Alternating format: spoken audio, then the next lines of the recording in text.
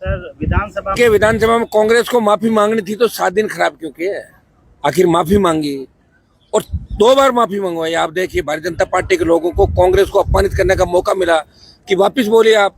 बात तो ये हुई थी कि कांग्रेस का प्रदेश अध्यक्ष माफी मांगे, तो जूली जी ने कहा हाँ प्रदेश अध्यक्ष की जो प्रदेश अध्यक्ष ने गलती की, जो इन्होंने गलत व्यवहार किया आसन के प्रति, उनकी तरफ से माफी मांगते हैं। तो एक तरीके से जब माफी मांगनी थी तो 7 दिन तक राजस्थान की जनता के जो अरबों खरबों रुपए खर्च होते हैं, जब विधानसभा चलती है, लोकसभा चलती है, और इस सेशन को आप हा हुल्लड़ के अंदर अपनी फोटो छपवाने के अंदर अगर सेशन खत्म करा दो, इसकी दादी इसकी नानी हुआ मार, तो आप क्या संदेश देना चाहते हो, क्या मैसेज आप देना चाहते हो? निश्चित रूप से अब ये विधानसभा का जो अब का कार्यकाल है, ये आज तक का सबसे गिरा हुआ विधानसभा का कार्यकाल होगा 5 साल, क्योंकि न तो सत्ता पक्ष के अंदर दमदार लोग है, न कोई अच्छे वक्ता है, और विपक्ष के अंदर जो लोग लीड कर रहे हैं ऐसे नजर आ रहे जैसे कार्टूनिस्ट होता है ना, कार्टून हो गया आपके। कार्टूनिस्ट तो कार्टून बनाता है, लेकिन ये कार्टून है ज्यादातर लोग, जो हाउस के अंदर जिस तरह की हरकतें करते हैं, सुबह कुछ, दोपहर को कुछ और शाम को कुछ। तो राजस्थान की जनता ये नजारा देख रही है।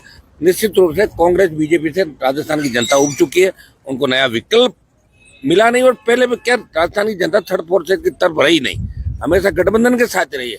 अब राजस्थान की जनता थर्ड फोर्स के साथ रहेगी, और आने वाला जो 28 का चुनाव है उसमें भारतीय जनता पार्टी कांग्रेस जो एक यहाँ व्यवस्था बनी होगी, एक बार कांग्रेस एक बार बीजेपी, इसको छोड़ के राजस्थान का जवान बदलाव करेगा, और दूसरे राज्यों की तर्ज पे यहाँ भी तीसरी ताकत खड़ी होगी राजस्थान के अंदर। जिस तरह अपराध बढ़ रहे हैं, जिस तरह बेरोजगारी बढ़ रही है, पेपर लीक की घटनाएं, जिस तरह कांग्रेस बीजेपी हाथ मिला रही है आपस के अंदर, बीजेपी जिस तरह जब विपक्ष में थी तो पेपर लीक के लिए क्या कर रही थी कि पेपर लीक आरोपियों को हम पकड़ेंगे, सीबीआई जांच करेंगे, उन अपराधों को लीक करेंगे, लेकिन कोई घोषणा दोनों बजट हो रही आगे, उससे पहले भी 1.25 साल करें। भजनलाल जी सिर्फ टाइम पास करें, और भजनलाल जी को टोटल 2, 4, 5 अधिकारी ही चला रहे हैं, उनको खुद ही पता नहीं कि एक मुख्यमंत्री के दायित्व क्या होते हैं, कर्तव्य क्या होते हैं, और मुख्यमंत्री को क्या क्या काम करना चाहिए। एकदम से लोड ज्यादा दे दिया उनको, तो अभी लोड को सहन नहीं कर पा रहे हैं। तो ये हालात राजस्थान के अंदर बने, इसलिए विपक्ष की सारी लड़ाई हम लोगों को सदन में, हमारे मेंबर नहीं, लोकसभा के अंदर मजबूती की हम लड़ाई लड़ रहे हैं लोकसभा में, और राजस्थान में भी आप देख रहे हैं कि सड़कों पे जो संघर्ष है आरएलपी का हमारा, वो आपसे छुपा नहीं। हर जाति, हर वर्ग और अन्याय के खिलाफ हम लड़ रहे हैं, और न्याय भी दिला रहे लोग। देखिए डॉक्टर साहब उस समय अगर जब हम लगातार डॉक्टर साहब हमने लड़ाई लड़ी राजस्थान के अंदर, हुंकार रैलियों के माध्यम से, वो भी पूरे ईस्टर्न राजस्थान में लगे थे, और एक बहुत बड़ा जलजला राजस्थान के अंदर आया था। लोग कह रहे थे कि घनश्याम जी, किरोड़ी लाल मीणा और हनुमान बेनीवाल मिलकर 70 से ज्यादा सीट लाएंगे।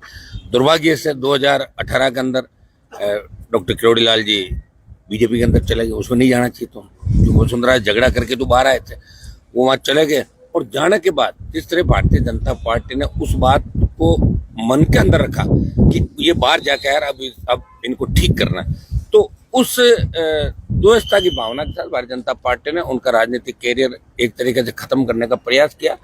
डॉक्टर साहब लड़ने वाले मजबूत राजनेता है, संघर्षशील नेता है। तीसरे मोर्चे की बात की शुरुआत राजस्थान के अंदर करी, हम साथ खूब लड़ाई हमने लड़ी, लेकिन भारतीय जनता पार्टी के अंदर उनको जिस तरह के विभाग दिए, आप विभाग के अंदर भी वो काम नहीं कर पा रहे हैं, उनकी तरफ कोई देखता नहीं, उनके टेलीफोन नहीं उठाते, और जिस तरह 2 साल के अंदर भारतीय जनता पार्टी ने मिलकर उनके भाई को चुनाव हराया, तो कहीं न कहीं उनके मन के अंदर पीड़ा है।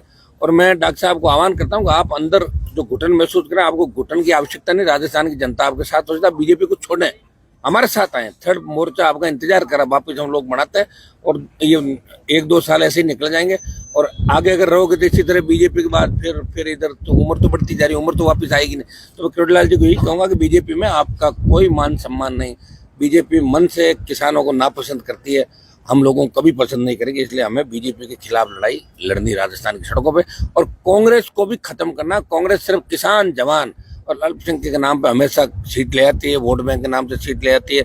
इनको पता है वही गहलोत के राज के अंदर जिस तरह खनन माफिया पनपा, वही भजनलाल जी के यहाँ सेट हो गया और वापस सेट। उनका पता है कि एक बार ये परिपाटी बन गई, तो नेता भी ऐसा ही काम करेंगे, ये अपने बच्चों को कामयाब करने के लिए किसी भी हद तक गिर सकते हैं।